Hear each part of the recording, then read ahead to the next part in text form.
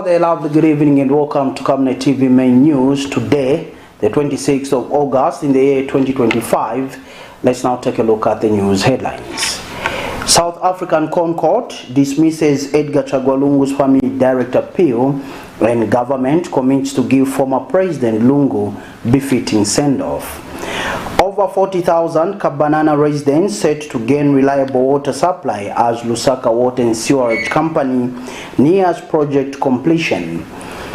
Cleaning Association of Zambia raises alarm over unpaid union contributions. In international news this evening, no new government in Togo despite 3 months after power shift. In sports, ZESCO NDOLA girls thrash NTOPWA FC 5-3 in CAF Women's Champions League qualifiers. Join me with the details after the break. Get all the latest updates in court news only on Camnet TV. We take you and make you feel part of the court sessions through our in-depth coverage of the adjudication process. Get informed on those who have been arrested, delayed and denied the police bond or bail victims, persons taking plea, court adjournments, verdicts, and those administration issues in the judiciary. You can also follow and give us a like on our social media platforms, Camnet TV, not just another channel. Camnet TV main news now showing on TopStar channel 1056, streaming live on Facebook, YouTube and on the Kane app. With the main news in detail, I'm Tapelo Joe Smarter.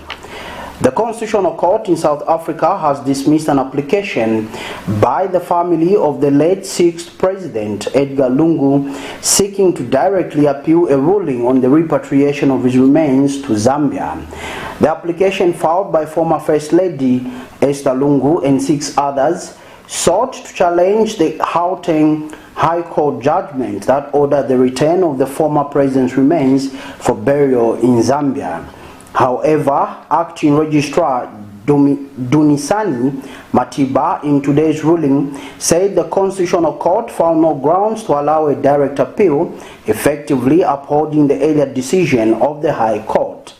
The matter now goes back to the High Court where it has since adjourned sine die.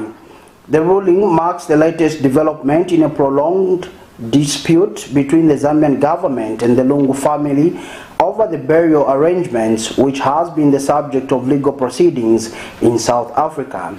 Dr. Lungu, who served as Zambia's 6th president, passed away on June 5th, 2025 in Johannesburg, South Africa. Meanwhile, government says it remains committed to according the late 6th president, Dr. Edgar Chagwa Lungu, a dignified funeral befitting the stature of his office. This follows the Constitutional Court of South Africa's decision to dismiss the Lungu family's appeal against the Pretoria High Court ruling ordering the repatriation of the former head of state's body to Zambia for burial. Secretary to the Cabinet, Patrick Kangwa, says the government has taken note of the court's ruling and expressed gratitude to the South African judiciary for its timely consideration of the matter. He says while the government respects the decision, it will continue engaging the Lungu family to ensure that an arrangement is reached which balances the interests of both the family and the state. Mr. Kangwa emphasized that government's position remains unchanged, he reiterating that Dr. Lungu deserves a dignified send-off that reflects his status as a former president. He noted that the nation owes it to Dr. Lungu to honor his legacy with respect and solemnity. He further called on citizens to remain calm and avoid making inflammatory remarks, stressing that unity and dignity should prevail during this mourning period. The government of the Republic of Zambia has taken note of the Constitutional Court of South Africa's ruling concerning the burial of the 6th President, Dr. Edgar Chagwa Lungu. On behalf of the government, we want to thank the court for its timely consideration of the matter. While the government respects the court's decision, it remains committed to working with Dr. Lungu's family to reach an arrangement that takes into consideration the family's wishes and interests, but also takes into account the rights of the government. Our position is unchanged. The late president deserves a dignified funeral in keeping the stature of his office. We want to thank citizens for their understanding at this time and for avoiding inflammatory comments. Now is the time for all of us to keep the Lungu family in our thoughts and prayers as we mourn the loss of the former president. Governance expert and human rights advocate Wesley Mianda has expressed support for the Constitutional Court of South Africa's decision to dismiss a direct appeal by the family of the late 6th President Edgar Lungu. The appeal sought to overturn the Gauteng High Court ruling that offered the repatriation of the former president's remains to Zambia for burial. In an interview with Camnet News, Mr. Mianda described the decision as a necessary step toward ensuring that the former head of state receives a dignified send-off befitting his status. He called on the Zambian government to act swiftly by inspecting and verifying the body before making arrangements to repatriate and prepare it for burial. He emphasized that proper procedure should be followed to guarantee that Dr. Lungu is accorded a respectful and solemn farewell.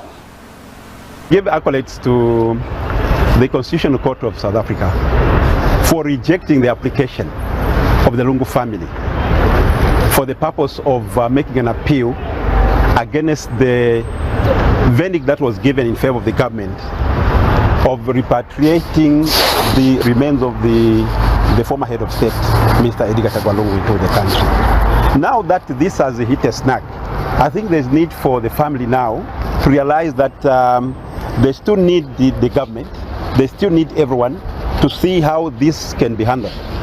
Now, the government should go ahead and make an application for the identification and authentication of the body. Then they arrange for the repatriation of the body into the country so that at least we give this man a dignified send-off. So the family still remains part of the Zambian community. That's what they are supposed to actually understand. So whatever has been going on in the course of South Africa, I think is something that we can have as a lesson, coming back to this country, Zambia. So going forward, we need just to understand that when it comes to such matters such as someone's death, especially the former head of state, that has nothing to do with the family itself or the family alone. Let the state or take up the center stage and to see how this program can be run to ensure that there is harmony and still peace remains in the country. Government has launched the Ionizing Radiation Protection General Amendment Regulation Statutory Instrument SI number 52 of 2025, designed to strengthen Zambia's regulatory framework against exposure to harmful. The new law, gazetted on July 25, 2025, introduces mandatory radiation screening for mining byproducts, building materials, goods that may contain naturally occurring radioactive materials. Speaking during the launch in Lusaka today, Ministry of Technology and Science Permanent Secretary Dr. Brilliant Habenzu said the amendment demonstrates government's unwavering commitment to public safety and environmental stewardship. He explained that while Zambia has had radiation protection laws since 2005, new global realities such as the movement of goods demand stronger safeguards. Meanwhile, Radiation Protection Authority (RPA) Vice Board Chairperson Mr. Musafiri Sinkala described the amendment as a defining milestone in the country's efforts to protect people and the environment. He stressed that for the first time, regulations now explicitly require mandatory screening of materials that were previously outside the scope of oversight, such as mining byproducts and construction materials. The amendment we will be launching today directly addresses one challenge It introduces a critical new provision for the mandatory radiation screening of specific products that may contain naturally occurring radioactive materials. So these will include, number one, byproduct of mining activities. Byproduct of mining activities would contain radioactive substances which would be harmful to us. And so, this regulation or this SI specifically want us to address that. This amendment is a clear response to emerging challenges, particularly the management and monitoring of naturally occurring radioactive materials, in short they are called the NOM, found in byproducts of mining activities, construction materials, and other imported goods such as vehicles. Distinguished guests, our regulations explicitly require mandatory radiation screening of such materials, thereby widening the authority's regulatory oversight to cover areas that have until now remained outside the traditional focus on artificial radioactive sources.